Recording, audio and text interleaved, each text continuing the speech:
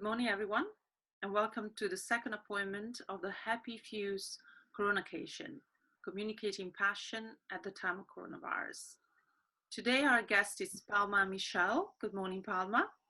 Good morning, Raffaella, and good morning, everyone.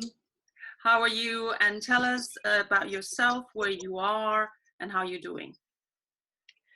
I'm based in London, which is relatively nice as I can still go out once a day. And so I always make the time to go outside to Hyde Park. And I'm actually feeling kind of a little bit like I'm in my own love and peace bubble. And that's probably related to my passion. It's also my work, which is I mess with people's thinking. And not just for the fun of it, but really to help them to unlock their innate well-being, their inner peace, their inner wisdom, and their creative genius.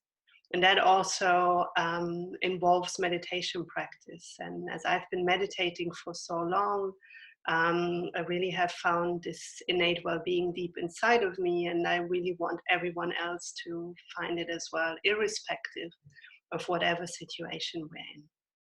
That's wonderful. So are you more of a psychology or a coach?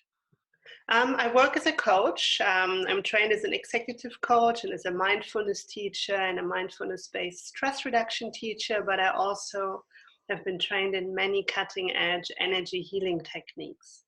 And in my work, it always depends really who I have in front of me. I work on the one hand with individual clients that either come to me for coaching, but some also come for energy healing. And then, like, I'm not pushing the energy healing onto anyone, but if someone is interested in it, that's what I do.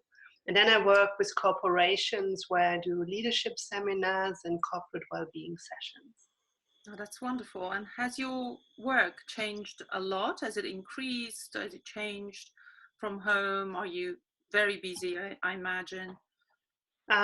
It's somewhat increased. I mean, some of the clients that I was working with were in the travel sector, so they fell away. But then I have other clients now, companies in India, in the US, in the UK, that never really thought about employee well-being before. And all of a sudden, that's what they really see is necessary to invest in. And I do all these sessions via Zoom. And then also there were many requests for articles just around mental well-being, or how you can lead in a crisis, or how can you generally deal with not knowing, because that's a bit one of my specialties and passion areas.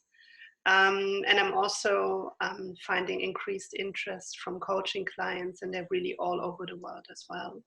And it's a little bit different for some people, kind of to work via Zoom rather than one-on-one, but I've been working with people already on Zoom before, so for me it's not really that different.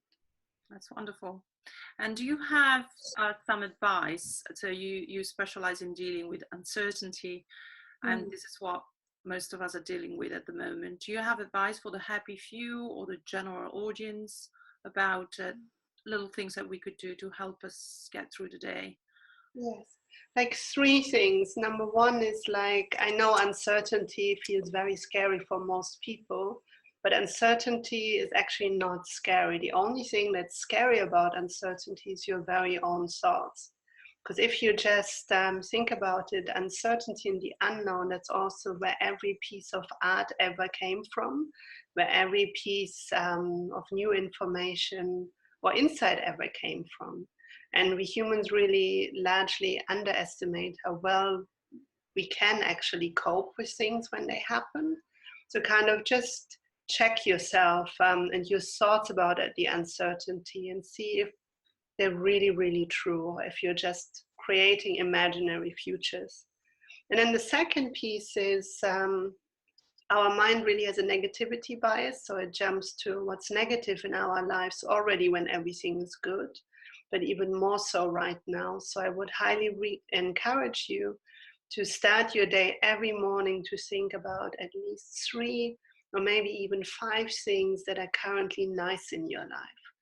Things that you really appreciate. And this could be even like the sheets of your bed sort of on your body in the morning, or the smell of your morning coffee, or just looking at a beautiful flower, whatever it might be. And then the third thing is really, I want to give you permission to feel all of your emotions, because they all have their place. But most of the time we don't feel our emotions. We're just caught up with the story about our emotions, because emotions, they are really kind of just like running water that would flow down a river.